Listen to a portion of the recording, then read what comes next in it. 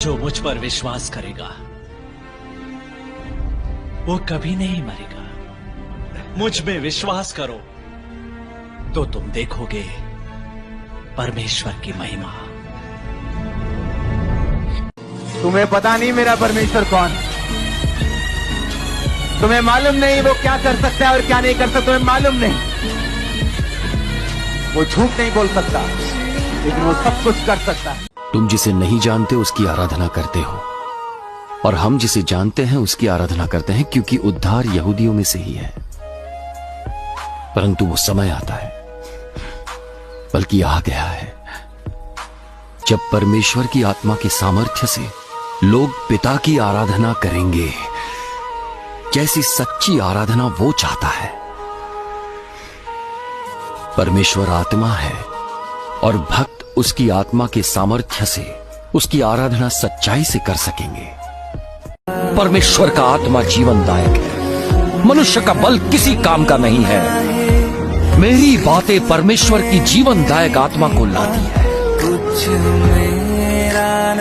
पर तुम में से कुछ विश्वास नहीं करते। यीशु ने फिर कहा, मैं तुमसे सच सच कहता हूं, भेड़ों का द्वार मैं हूं। जितने मुझसे पहले आए वे सब चोर और डाकू हैं, परंतु भेड़ों ने उनकी नहीं सुनी। द्वार मैं हूं। यदि कोई मेरे द्वारा भीतर प्रवेश करे तो उद्धार पाएगा और भीतर बाहर आया जाया करेगा और चारा पाएगा। चोर किसी और काम के लिए नहीं, परंतु चोरी करने और घात करने और नष्ट करने को आता है। मैं इसलिए आया कि वो जीवन पाए।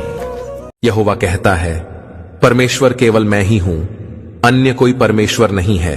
मैं ही आदि हूं, मैं ही अंत हूं। मेरे जैसा परमेश्वर कोई दूसरा नहीं है, और यदि कोई है तो उसे अब बोलना चाहिए।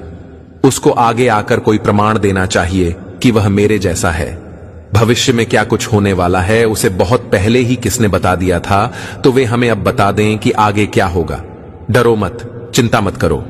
जो कुछ घटने वाला है वह मैंने तुम्हें सदा ही बताया है। तुम लोग मेरे साक्षी हो। कोई दूसरा परमेश्वर नहीं है, केवल मैं ही हूं। कोई अन्य शरण स्थान नहीं है। मैं जानता हूं केवल मैं ही हूं। कुछ लोग झूठे देवता बनाया करते हैं, किंतु वे बेकार हैं। लोग उन बुतों से प्रेम करते हैं, किंतु वे बुत बेकार हैं। वे लोग उन बुतों के साक्षी हैं, किंतु वे देख नहीं पाते। वे कुछ नहीं जानते। वे लज्जित होंगे। आमीन। मैं ठीक हूं ये तो मैं सबसे कह देता हूं, लेकिन मैं परेशान हूं ये सिर्फ आपसे कह पाता हूं। पिता, आप मेरी चिंताओं को जानते हैं और मेरी परेशानियों की परवाह करते हैं, इसलिए मैं आपको ये भारी चिंताएं देता हूँ। मैं इन स्थितियों को आपके चरणों में रखता हूँ। खाली क्रॉस विश्राम का स्थान है, जहाँ मैं आपके पुनरुत्थान और उस समय का चिंतन कर सकता हूँ। धन्यवाद कि मुझ में आपका प्यार मेरे जीवन को बदल सकता है।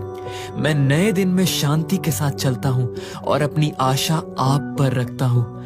आपके प्यार के आगे कुछ भी नहीं है। अब मैं बेफिक्र होकर आराम कर सकता हूँ, क्योंकि मैं जानता हूँ कि आप मेरे मार्ग को रोशन करेंगे और मेरे जीवन का मार्गदर्शन करेंगे। आमीन।